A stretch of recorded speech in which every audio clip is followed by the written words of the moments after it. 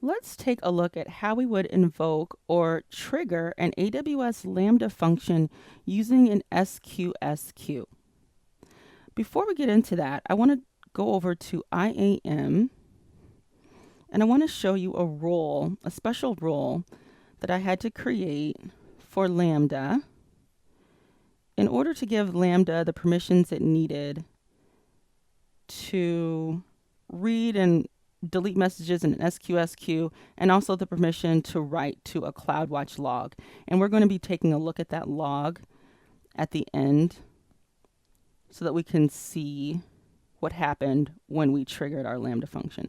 So the first thing we're going to do is we're going to create our Lambda function. Author from scratch. Let's call it SQS Udacity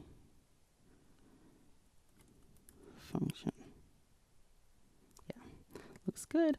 And we're going to use Python. And under choose or create an execution role, so I just showed you that I created a role for my Lambda. Choose an existing role. So let's see if we can find it. Oh, there it is, Udacity Lambda SQS. And go ahead and create our function. Oh, function successfully created. We can get rid of that.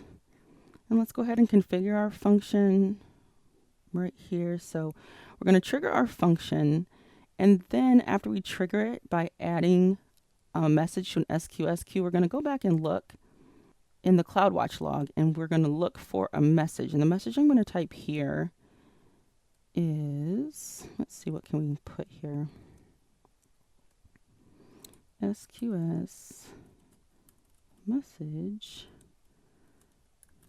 received. Thanks. And let's save that. So after we save our function, we're going to go over and we're going to create an SQSQ. A standard queue is fine. We're going to call this just simple Udacity SQS queue. And just quick create is fine.